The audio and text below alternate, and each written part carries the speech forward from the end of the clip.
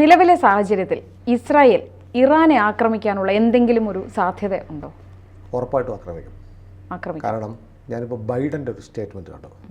Biden പറഞ്ഞിരിക്കുന്നു ഇസ്രായേലിന് തിരിച്ചടിക്കാനുള്ള എല്ലാ അവകാശമുണ്ട്, പക്ഷേ അത് ആനുപാതികമായിരിക്കണം.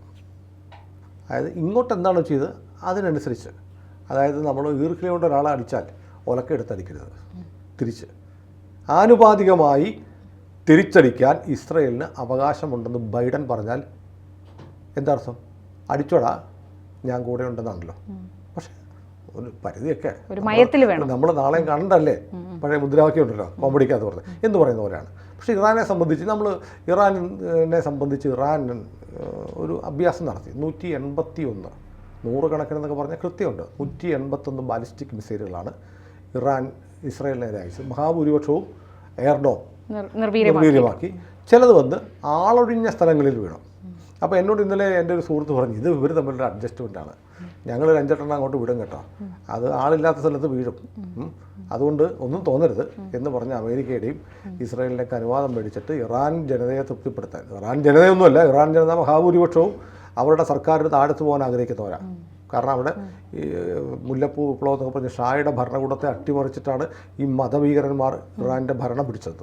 ജനാധിപത്യം ആഗ്രഹിക്കുന്ന ജനങ്ങളാണ് ഇറാനിലെ ഭൂരിപക്ഷമാണുള്ളത്. പഴയ 80കൾക്ക് മുമ്പുള്ള ഇറാൻ്റെ സിനിമകൾ കണ്ടറിയാം ഇറാൻ എങ്ങനെയാണ് ജീവിച്ചിരുന്നത്, ഇറാൻ ജനത എങ്ങനെയാണ് ജീവിച്ചിരുന്നത് അറിയാം. അപ്പോൾ ഇറാൻ ആഗ്രഹിക്കുന്ന ഈ മതഭരണകൂടം പോകണമെന്നുള്ളതാണ്. ഇൻറ്റേർണലി ഇറാനിലെ ഈ ഭരണകൂടത്തിനെതിരെ വലിയ പ്രതിഷേധമുണ്ട്, അത് വീഴണമെന്ന് ആഗ്രഹിക്കുന്നുണ്ട്. ഇസ്രായേലെങ്കിൽ ഇസ്രായേൽ ഇവരെ റെഡിയാക്കണമെന്ന് ഇറാൻ ജനതയിലെ മഹാഭൂരിപക്ഷവും ആഗ്രഹിക്കുന്നുണ്ട്. പിന്നെ മാത്രമല്ല, ഇറാനിൽ ഇപ്പോൾ നല്ല ശതമാനം ക്രൈസ്തവരുമുണ്ട്.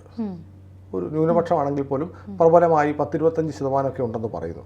അപ്പോൾ അങ്ങനെ ഒരു വ്യത്യാസം കൂടിയുണ്ട്. അപ്പോൾ ഞാൻ അതിലേക്കല്ല വരുന്നത്. ഇസ്രായേൽ എന്തായാലും ഇറാനെ അടിക്കുമെന്ന് തീരുമാനിച്ചിരിക്കുന്ന ഒരു രാജ്യമാണ്.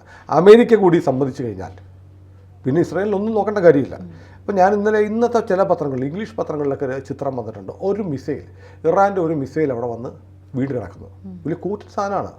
അതിൻ്റെ മീതെ ആളുകൾ കയറി നിന്ന് ഫോട്ടോ എടുക്കുന്നു, സെൽഫി എടുക്കുന്ന ഫോട്ടോ കണ്ടായിരുന്നോ? ചിത്രം നോക്കൂ. ഒരു വലിയ മിസൈൽ വന്ന് ഒരു സ്ഥലത്ത് വീണ് വലിയ ആളുകൾ ഭയചകിതരായ ആരെങ്കിലും അത് ആഘോഷമാക്കുമോ?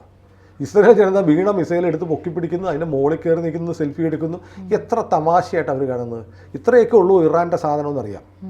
നിങ്ങൾക്ക് സാധനമൊക്കെ ഉണ്ട്, ഒരു പ്രയോജനമില്ല എന്ന് പറയുന്നല്ലോ. മിസൈൽ വിടും, അതുകൊണ്ട് ആർക്കും ഒന്നും പറ്റാതെ സമാധാനപരമായിട്ട് പ്രയോഗിക്കാവുന്ന ഇറാൻ്റെ മിസൈലുകളാണ്. എന്നിട്ട് ഇറാൻ പറഞ്ഞത് എന്താ?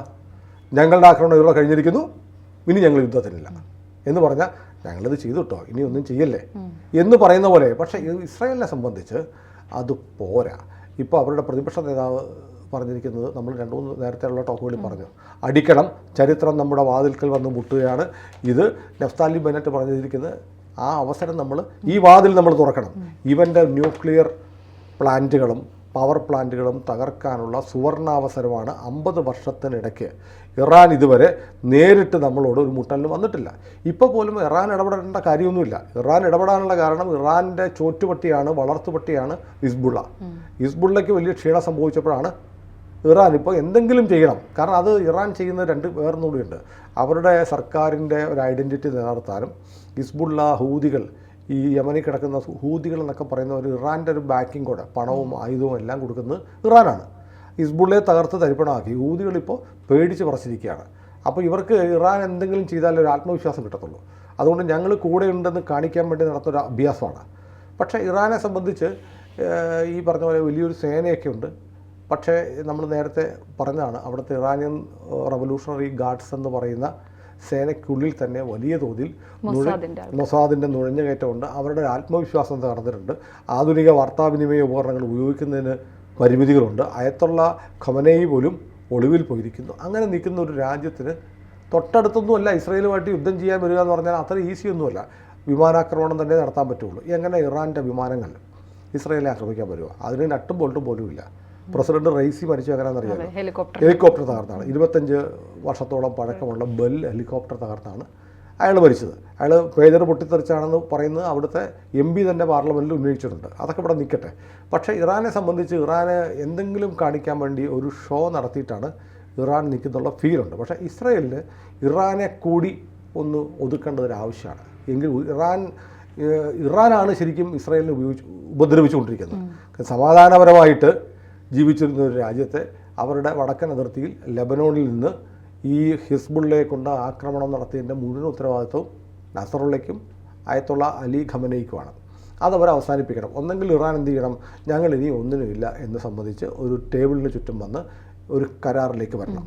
കാരണം ഇനി ഇന്നല്ലെങ്കിൽ നാളെ ഈ വടക്കൻ ഭാഗത്തു നിന്ന് ഒഴിഞ്ഞുപോയ ആളുകളെ മുഴുവൻ 70,000-ഓളം ആളുകൾ ഇസ്രായേലിൻ്റെ വടക്കൻ ഭാഗത്തു നിന്ന് ടെൽ അവീവിലേക്ക് പോയിട്ടുണ്ട്. കാരണം ലെബനനിൽ നിരന്തരം ഒരു റോക്കറ്റ് വിട്ട് കളിക്കുകയാണ്.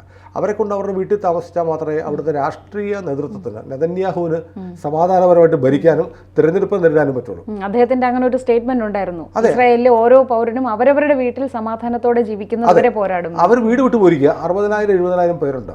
അത്രയും കുടുംബങ്ങളെ തിരിച്ച് അതിർത്തിയിൽ കൊണ്ടുവരണം. കൊണ്ടുവന്നു കഴിഞ്ഞാൽ പിന്നെ ലെബനിൽ നിന്ന് റോക്കറ്റുകളും മിസൈലുകളും വരാൻ പാടില്ല. അതിനുള്ള ഉറപ്പെന്ന് പറഞ്ഞാൽ ആര് തരണം? ഹിസ്ബുള്ള തന്നാൽ പോരാ. ഹിസ്ബുള്ള ഏതാണ്ട് പണി തീർന്നു, അവർ കുറച്ചൊക്കെ ബാക്കിയുണ്ട്. എന്നാൽ പോലും ഇറാനാണ് പറയേണ്ടത് ഇനി ഹിസ്ബുള്ളയും ഹൂതികളും ഉണ്ടാവത്തില്ല എന്നുള്ളത്. ഇതിനകത്ത് യമൻ്റെ ഒരു കാര്യം വളരെ പ്രധാനമാണ്. യമനെ സംബന്ധിച്ച് യമൻ എന്ന് പറഞ്ഞ രാജ്യം ഇപ്പോൾ 2-3 രാജ്യങ്ങളുടെ കയ്യിലാണ്. കുറേ സൗദി അറേബ്യയുടെ കയ്യിലാണ്, കുറേ ഹൂതികൾ ഇറാൻ്റെ കീഴിലാണ്. ഇങ്ങനെ ഭരണമില്ലാത്ത ഒരു നാടാണ് യമൻ. അവിടെ സർക്കാരൊന്നുമില്ല. രാജ്യം 3 കഷ്ടമായിട്ട് 3-4 രാജ്യങ്ങളുടെ അധിനിവേശ തീവ്രവാദ സേനകളുടെ കയ്യിലാണ്. അവിടെ ഈ ഹൂതികൾ ഇസ്രായേലിൻ്റെ നേരെ മാത്രമല്ല മിസൈൽ വിടുന്നത്, അവർ മക്കയ്ക്കും മദീനയ്ക്കെതിരെ മിസൈൽ വിടുന്നുണ്ട്. സൗദി അറേബ്യക്കെതിരാണ്. സൗദി അറേബ്യ നല്ലൊരു അടി കൊടുത്തു. 1,00,000-ഓളം പേരാണ് സൗദി യമനിൽ നടത്തിയ ആക്രമണത്തിൽ സമീപകാലത്ത് കൊല്ലപ്പെട്ടത്. ഇത് ലോകത്തൊരിടത്തും വാർത്തയായില്ല. കാരണം കൊല്ലുന്നതും മുസ്ലിം, ചാവുന്നതും മുസ്ലിം. സൗദി അറേബ്യ ചെയ്തു എന്നും പറഞ്ഞ് വാർത്ത കൊടുക്കാൻ നമ്മുടെ മാധ്യമങ്ങൾക്കുള്ള ഒരു ബുദ്ധിമുട്ടുണ്ടല്ലോ. സൗദിയാണ് സമീപകാലത്ത് യമനിൽ ഏറ്റവും വലിയ കൂട്ടക്കൊല നടത്തിയത്. സൗദിക്ക് ആവശ്യമാണ്. കാരണം സൗദിയെ പോലൊരു രാജ്യത്തേക്ക് നിരന്തരം ഇവന്മാർ മിസൈൽ അയച്ചുകൊണ്ടിരുന്ന സൗദി പിന്നെ എന്ത് ചെയ്യും? സൗദി കയറി അങ്ങ് മെതിച്ചു. അത് ഈ ഓൺലൈനിലും ഇംഗ്ലീഷ് മാധ്യമങ്ങളിലും വന്നല്ല, കേരളത്തിൽ വാർത്തയൊന്നും. അതുകൊണ്ടാണ് ഈ സൗദി ഒന്നും ഈ വിഷയത്തിൽ ഇടപെട്ട് ആരുടെ പക്ഷം പിടിക്കാതെ. അല്ല, ഇപ്പം നോക്കൂ, ഈ സൗദി അറേബ്യയെ സംബന്ധിച്ചിടത്ത് അല്ലെങ്കിൽ UAE ഉൾപ്പെടെയുള്ള ഗൾഫ് രാജ്യങ്ങൾ നേരത്തെ ഇസ്രയേലുമായി നയതന്ത്ര ബന്ധമൊന്നും ഉണ്ടായിരുന്നില്ല.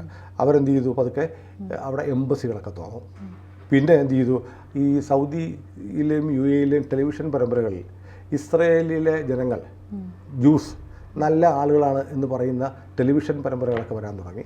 അങ്ങനെ ഒരു പ്രോ ഇസ്രയേൽ ഒരു മൂവ്മെൻറ്റ് ഗൾഫ് രാജ്യങ്ങളുടെ ഭാഗത്തുണ്ട്. ഈ നമ്മളെന്തിനാണ്, ഈ ലോകമൊക്കെ മാറുകയാണ്, അതുകൊണ്ട് നമുക്ക് ഇസ്രയേലുമായിട്ട് നല്ല ബന്ധം ഉണ്ടാക്കാം. മാത്രമല്ല ശാസ്ത്ര സാങ്കേതിക രംഗത്ത് ഏറ്റവും മുന്നിൽ നിൽക്കുന്ന രാജ്യമാണ് ഇസ്രയേൽ. അവരുടെ കൂടെ സഹായം തേടി അവരുടെ ടെക്നോളജിയൊക്കെ ഉപയോഗിച്ച് നമുക്കും പുതിയ ലോകത്തേക്ക്, ലോകക്രമത്തിലേക്ക് മാറാമെന്ന് ഗൾഫ് രാജ്യങ്ങൾ, അതായത് ഇസ്ലാമിൻ്റെ കളിത്തൊട്ടിലായ ഈറ്റില്ലമായ സൗദി അറേബ്യ ഉൾപ്പെടെ ആഗ്രഹിച്ച് അതിനുള്ള നീക്കങ്ങൾ നടത്തുന്ന സമയത്താണ് കഴിഞ്ഞ ഒക്ടോബർ 7 ഹമാസ് കയറി ആക്രമിച്ചത്. അതിനൊരു കാരണം എന്ന് വെച്ചാൽ ഗൾഫ് രാജ്യങ്ങൾ ഇസ്രയേലുമായി ഉണ്ടാക്കുന്ന ബന്ധം ഒന്ന് ശിഥിലമാകാൻ കൂടെ ഈ ആക്രമണം നടത്തിയതിന് പിന്നിൽ ഹമാസിന് ലക്ഷ്യമുണ്ടായിരുന്നു. അങ്ങനെ വരുമ്പോൾ ഇസ്രയേൽ തിരിച്ചടിക്കും, ഗൾഫ് രാജ്യങ്ങൾ ഉടനെ ഇസ്രയേലിനെതിരെ സ്റ്റാൻഡ് എടുക്കുമെന്നാണ് ഇവിടെ കരുതിയത്. ഇപ്പോൾ ഖത്തറിൻ്റെ കാര്യം നോക്കൂ. ഖത്തർ ഇവരെ സഹായിക്കുന്നു, ഹമാസിനെ സഹായിക്കുന്നു. ഖത്തറിനെ രക്ഷിക്കുന്ന ആരാ? അമേരിക്ക. ഖത്തറിന് എല്ലാ സഹായം കൊടുക്കുന്ന അമേരിക്ക. ഇസ്രയേലിനെ രക്ഷിക്കുന്ന ആരാ? അമേരിക്ക. അപ്പോൾ ഇത് രണ്ടും തമ്മിൽ കൂട്ടി ഒരു വൈരുദ്ധ്യമുണ്ട് അല്ലേ? അപ്പോൾ ഖത്തറിന് എന്ത് ചെയ്യാൻ പറ്റും? അപ്പോൾ ഖത്തറിന് അമേരിക്കക്കെതിരെ ഒരു നിലപാടെടുക്കാൻ പറ്റുമോ? ഖത്തറിന് ഇസ്രയേലിനെതിരെ നിലപാടെടുക്കാൻ പറ്റുമോ? പറ്റില്ല. വേണമെങ്കിൽ ഒരു പ്രസ്താവന ഇറക്കാം. അപ്പോൾ പ്രസ്താവനകൾക്കപ്പുറത്തേക്ക് ഈ ഗൾഫ് രാജ്യങ്ങളുടെ നിലപാടിൽ ഒന്നും ഉണ്ടാവുന്നില്ല. ഇതാണ് ഒരു വലിയ തിരിച്ചടി ആർക്ക് പറ്റിയത്? ഹമാസിന് പറ്റിയത്. ഇനിയിപ്പോൾ എനിക്ക് തോന്നുന്നു ഒക്ടോബർ 7, ഇന്ന് ഒക്ടോബർ 3-ാം തീയതി നമ്മൾ സംസാരിക്കുന്നത്.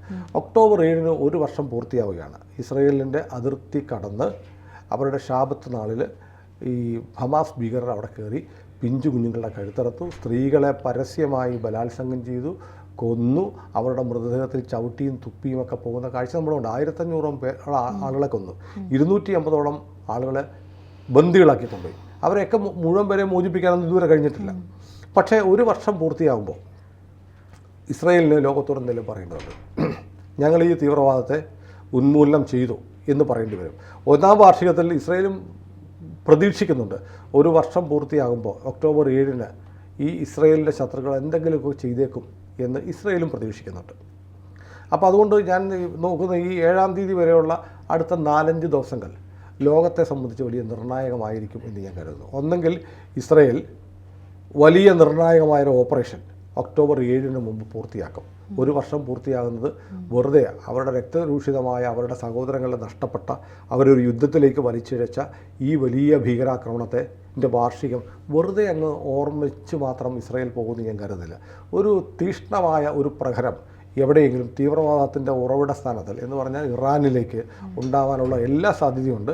അവരുടെ ആണവ കേന്ദ്രങ്ങളും പവർ പ്ലാന്റുകളും ആക്രമിക്കണമെന്നാണ് നഫ്താലി ബെന്നറ്റ് പറയുന്നത്, പ്രതിപക്ഷം ആവശ്യപ്പെടുന്നത്. അത് അവഗണിച്ചുകൊണ്ട് ഇലക്ഷനിലേക്ക് ഉടനെ പോകേണ്ട ആളാണ് നെതന്യാഹു.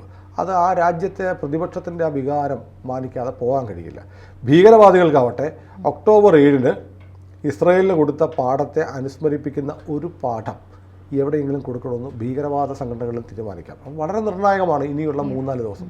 ലോകത്ത് എന്തും സംഭവിക്കാവുന്ന തരത്തിലേക്കുള്ള ചില നീക്കങ്ങൾ നടക്കുന്നുണ്ട്. പക്ഷേ വളരെ പെട്ടെന്ന് ഈ റഷ്യ ഒന്ന് പിന്നാക്കം പോയിട്ടുണ്ട്. ഇറാൻ കൊടുക്കുന്ന പിന്തുണയിൽ ഒരു മയം വന്നിരിക്കുന്നു. മാത്രമല്ല ഒരു ചെറിയ ഒരു മെച്ചം റഷ്യയുടെ ഭാഗത്തുള്ളത് ഉക്രൈനും റഷ്യയും തമ്മിലുള്ള യുദ്ധത്തിൽ കർക്കേവ് ഉൾപ്പെടെയുള്ള കുറേ സ്ഥലങ്ങൾ ഉക്രൈൻ കയറി റഷ്യയുടെ പിടിച്ചെടുത്തത്. അതിലെ ചില സ്ഥലങ്ങളിൽ നിന്ന് ഇപ്പോൾ ഉക്രൈൻ സേന പിന്മാറി, റഷ്യ തിരിച്ചടിച്ച് മുന്നേറുന്നുണ്ട്. അപ്പം റഷ്യ കുറച്ചുകൂടെ ഫോക്കസ്ഡായിട്ട് ഉക്രൈൻ വാറിൽ ശ്രദ്ധിക്കുകയാണ്. ഇറാനെ സഹായിക്കാൻ പോകണമെന്നും റഷ്യക്ക് ഇപ്പം നേരമില്ല.